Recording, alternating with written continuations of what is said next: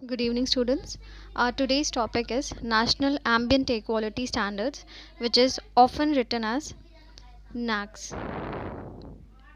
NAAQS. Okay, which is National Ambient Air Quality Standards.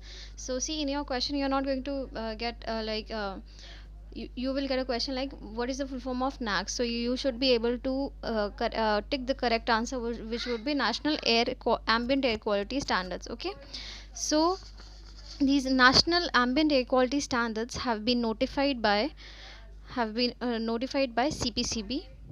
Okay, they have been notified by CPCB, that is Central Pollution Control Board. And you have to remember the important date, which is 18th November 2019. Okay, which is 18th November 2019. Okay, you have to remember what. First, NAAQS, NAAQS, which is National Ambient Air Quality Standards. They have been formulated by Central Pollution Control Board, and the important date is 18th November 2019. And under which and they got their powers from, that is Air Prevention and Control of Pollution Act of 1981. And under that, section 18 subsection 2 and clause H. ठीक है, you have to remember this thing, that subsection 2H of the section 16 of Air Prevention and Control of Pollution Act 1981. See, first what you have to remember is what is the full form of NAAQS. NAAQS का full form क्या है हमारा? National Ambient Air Quality Standards. They have been formulated by CPCB, that is Central Pollution Control Board. Okay, and what is the important date? 18th November 2019. And they got their power from air prevention and control of pollution act of 1981. ठीक है, और उसके अंदर कौन सा sub section में उनको ये पावर, इस पावर के बारे में लिखा है? Under section 16 subsection 2 and clause H. ठीक है, so these are the three things that you have to remember. Then if we talk about the standards, मतलब कितने पैरामीटर्स की इसमें बात करी गई है, तो इसमें है टोटल हमारे 12 पैरामीटर्स. ठीक है, जिसमें से हमारे हैं सॉक्स है, नॉक्स है, PM10 है, 2.5 है, ओजोन है, लेड है, carbon monoxide, ammonia, benzene, benzo a pyrene, arsenic and nickel. ठीक है, तो इन सब के स्टैंडर्ड्स CPCB ने फॉर्मुलेट करे हैं. ठीक है, और इन सबको क्या कर रखा है कि इनके टाइम दे रखे हैं हमें, कि एक का मेजरमेंट हमने एनुअली ले रखा है, एक का 24 आवर्स ले रखा है हमने, कि अगर 24 आवर्स में इसका लेवल, सॉक्स का लेवल 24 आवर्स में अगर हम मेजर करें, अगर इससे ज़्यादा जा रहा है तो it is not complying with the standard. ठीक है, कि अगर वो उससे हमारे स्टैंडर्ड से ज़्यादा बढ़ रहा है. ठीक है, तो 24 आवर्स के दे रखे हैं. लेकिन if you will see at ozone को आप देखेंगे तो यहाँ पे हमारा जो स्टैंडर्ड, जो हमारा टाइम दे रखा है, वो है 8 आवर्स और 1 आवर्स का. ठीक है, 1 आवर का. And similarly if you see the timing of carbon monoxide, तो उसका टाइम भी हमें 8 आवर और 1 आवर दे रखा है. और बाकी सबके आपको एनुअल एंड 24 आवर्स में दिखेंगे. So out of these 12 parameters, 2 parameters ऐसे हैं जिनको हम कितने टाइम के लिए मेजर कर रहे हैं? Only for 8 hours and 1 hour. और ये एक्सेप्शन क्यों है? Because ozone and carbon monoxide are really toxic. ठीक है, as compare to all these parameters, इन सब में से सबसे ज़्यादा टॉक्सिक कौन है? हमारे ओजोन और कार्बन मोनोऑक्साइड. इसीलिए हमने जो इनकी टाइम ले रखी है, वो हमने एनुअल और 24 आवर्स नहीं लेके हमने 8 और 1 आवर्स ले रखे हैं. ठीक है, 8 और 1 आवर ले रखे हैं.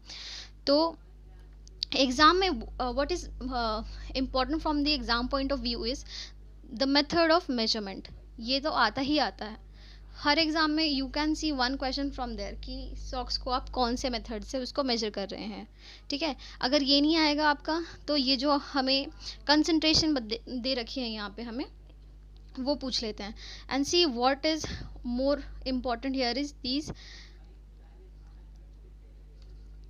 ओके, आपको ये पता होना चाहिए कि आप किस में इनको मेजर कर रहे हैं. ठीक है, या आपको यूनिट्स पता होने चाहिए कि हमने जो भी ले रखी है वो हमने उसका क्या यूनिट ले रखा है. ऐसा नहीं है वहाँ पे आप मिलीग्राम या ऐसे कुछ करके आ गए. ठीक है, तो you should know the unit. And you should also know the method of measurement, ठीक है। ये दोनों तो आपके फिर भी you will be able to learn, इसका I will tell you a short trick how to memorize it. But what is more important is कि आपको ये जो चीज़ें इंडस्ट्रियल में उसका कितना लेवल होना चाहिए सॉक्स का, और इकोलॉजिकली सेंसिटिव एरिया में कितना लेवल होना चाहिए। तो इसको याद करने के लिए मैं आई will make a different video जिसमें मैं उसकी एक शॉर्ट ट्रिक बताऊंगी कि इसको हम कैसे लर्न कर सकते हैं। In this video I will be just discussing about कि आप मेथड ऑफ मेजरमेंट को कैसे याद करें, because this is very important, ठीक है। तो I in this video I be only discussing about how to memorize the pollutant and its method of measurement. Okay, so let's start with SOx, ठीक है। SO sulphur dioxide, तो इसका measurement how, तो इसके methods of measurement क्या है हमारे, just wait a second, I just erase everything and then will discuss. So sulphur dioxide का मेथड ऑफ मेजरमेंट क्या है हमारा, improved western Gaeke method and ultra violet fluorescence.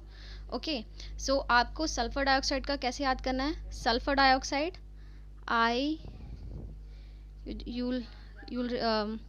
इसका सल्फर डाइऑक्साइड का आप कैसे याद करेंगे, IU।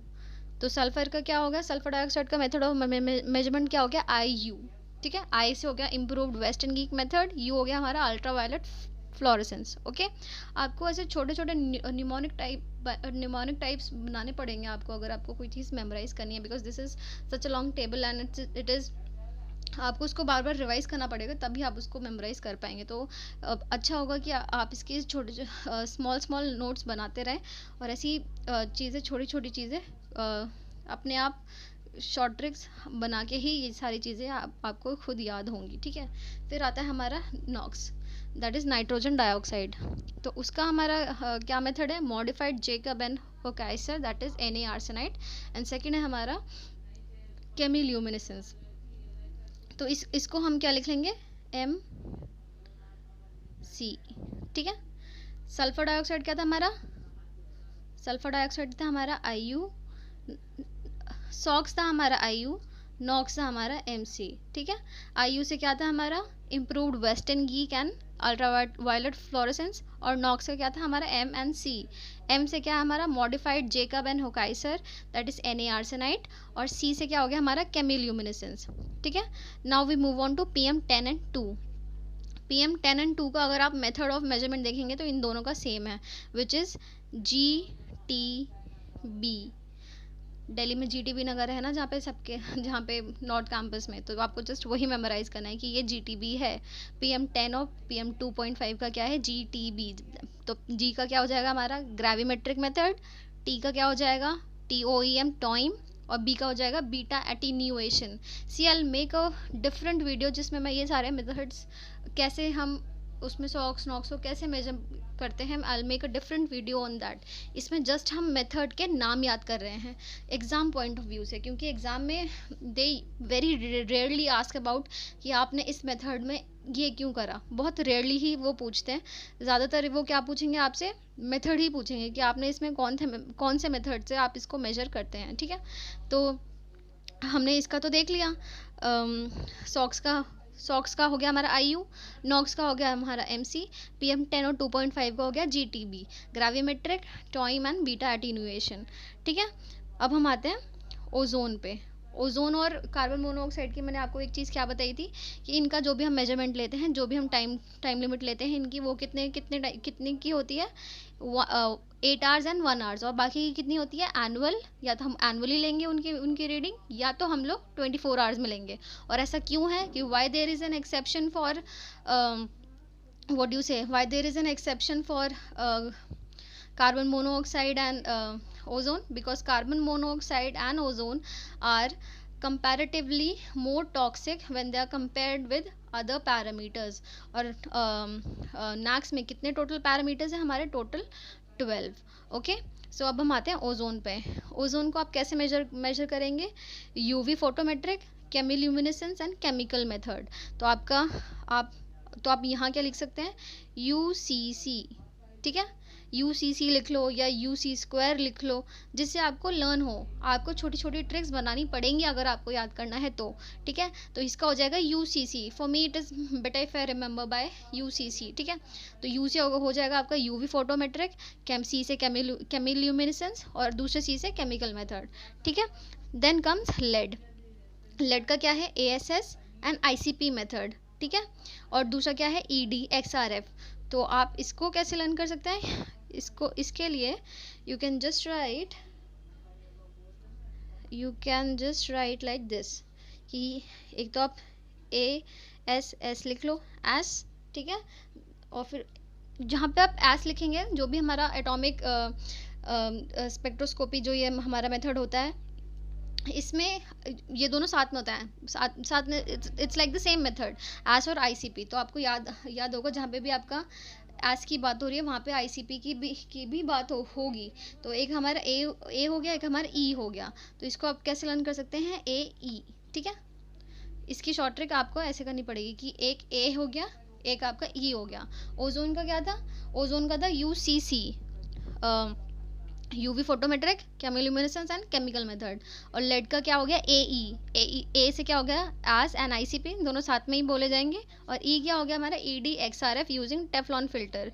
ED XRF भी अगर आपको याद हो जाता है, ED भी आपको याद हो जाता है, तो भी आप MCQ में टिक तो लगा ही लेंगे कि लेड को हम कैसे, उसका मेथड ऑफ मेजरमेंट क्या है, ठीक है।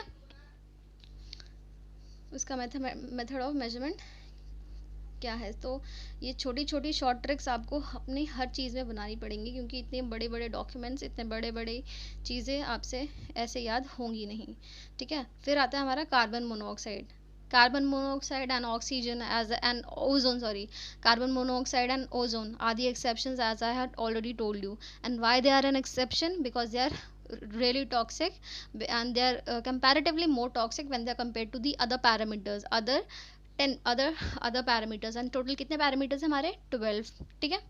फिर आता है हमारा कार्बन मोनोऑक्साइड को मेजर करने के लिए सिर्फ एक वो है, क्या बोलते हैं, मेथड ऑफ मेजरमेंट है, विच इज़ जो वो क्या है NDIR। तो कार्बन मोनोऑक्साइड का तो आप ऐसे ही याद कर लेना कि इसका एक ही है, और ये है NDIR, ठीक है। Okay, so as I discussed, carbon monoxide का मेथड ऑफ मेजरमेंट क्या है हमारा, नॉन डिस्पर्सिव इंफ्रारेड, ठीक है, infrared spectroscopy. This question has been asked in Rajasthan Pollution Control Board JSO exam. So see these are very important, आपको याद करने ही करने हैं, क्योंकि हर एग्ज़ाम में ये पूछे ही जाते हैं, ठीक है। और what is more important is इसका यूनिट देखिए आप, ठीक है, और इसका यूनिट देखो। तो you should always see the unit and the method of measurement. इसमें आपको ये कुछ चीज़ें, छोटी छोटी चीज़ें हैं जो आपको लर्न करनी है, ठीक है। कार्बन मोनोऑक्साइड क्या हमारा एक्सेप्शन है, वो 8 आवर्स और 1 आवर वाला सीन है। इसका मेथड ऑफ मेजरमेंट क्या है, non dispersive infrared spectroscopy. Then we come on ammonia का हमारा मेथड क्या है, केमिल्यूमिनेसेंस एंड इंडोफिनॉल। तो इसका भी बहुत इजी हो जाएगा कि इसका C हो गया और फिर I हो गया, chemiluminescence and indophenol blue method, ठीक है, इसका CI हो जाएगा। Then comes benzene. इसको हम एनुअली ही मेजर कर रहे हैं बस, ठीक है। इसका हम 24 आवर्स नहीं ले रहे हैं, इसको सिर्फ हम एनुअली मेजर कर रहे हैं। और इसका मेथड ऑफ मेजरमेंट क्या है, GC analysis, adsorption and desorption followed by GC analysis. मतलब इसके दोनों आप देखेंगे तो GC एनालिसिस ही है। तो आप इसका ऐसे लिख सकते हैं कि सिर्फ